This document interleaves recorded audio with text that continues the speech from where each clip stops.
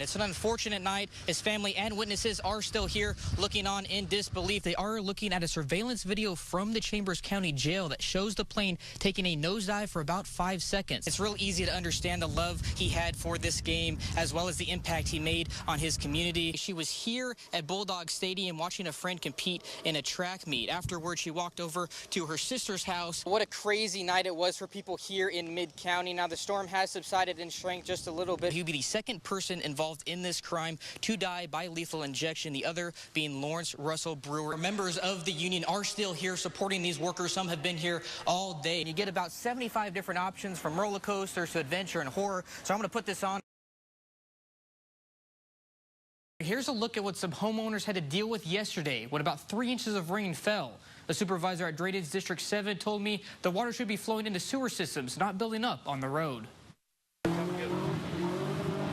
People in parts of Port Arthur say they're sick of street flooding. Every time it rains, it gets up about like this. Inches of rain covered the roads around 10th Street and Pecos Avenue Monday.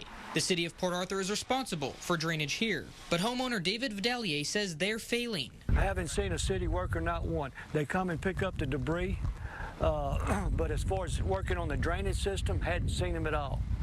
Haven't seen him at all. We've been waiting to see him. Ronnie Hollier supervises Jefferson County Drainage District 7, which operates a pump station a few blocks east. He says the water is designed to flow into the curbside sewers and travel underground to the pump station. However, Mother Nature can overwhelm any drainage system with a heavy amount of rain. Within the storm, there'll be a small cell that will dump 4+ inches an hour, and it overwhelms certain areas.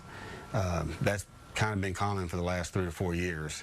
And when we get that kind of rain that fast, it just overwhelms the systems. Hollier says debris may be clogging up neighborhood sewers. Vidalier wants something done before things get even worse. A lot of times it's a lot higher where the cars have been stranded out here at the corners, especially. I guess where the water drains out to the drainage.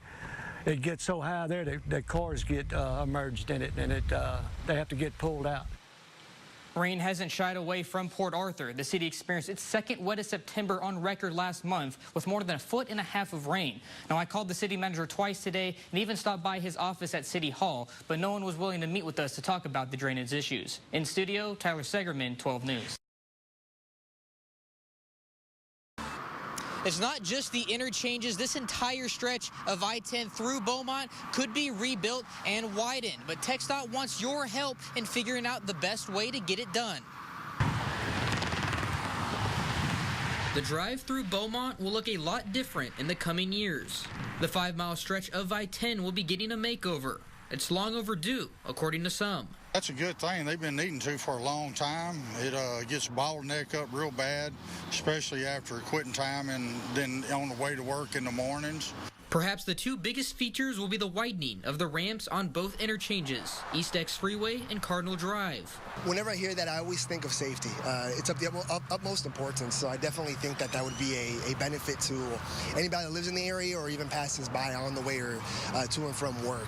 The project will also include widening parts of I-10 to 6 lanes and improving exits. Of course, with such a big project, there is always a concern for construction. I guess the one thing I would preach to anybody that's going to have to maybe endure that is just to have more patience than you usually would, knowing that it's going to pay off in the end. Hopefully the city planners will take that in consideration, you know, and try to keep the traffic flowing while they are doing the construction. That'd be a big concern. Although this project will happen, the details have not been finalized. An online survey is available for everyone.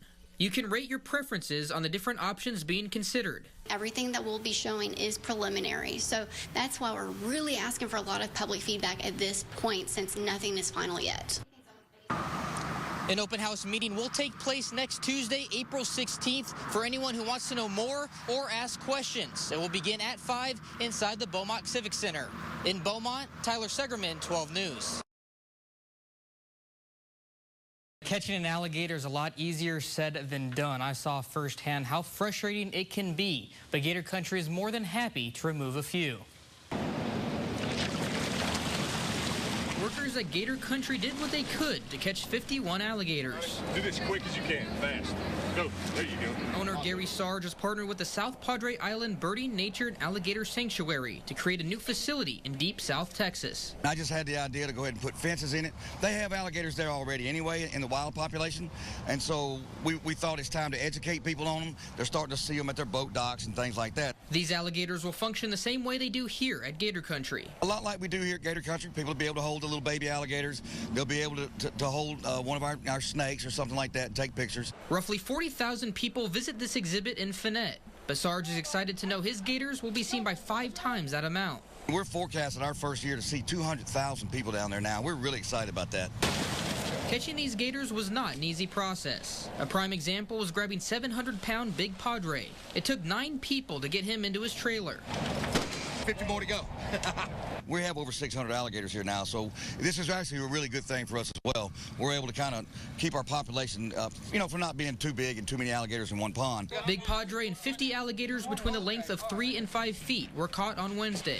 They'll head over to South Padre Island Thursday morning, along with 2 full-time staff members. They're going to actually manage the park for us. They have their nuisance alligator hunting license, so if there is a nuisance alligator that needs to be caught there, they'll be able to catch it and put it at that facility. Good. Again, Gator Country is not closing its organization, simply expanding it. Now, for those Gator Country supporters, don't worry, Big Al and Big Tex are not leaving. Tyler Segerman, 12 News.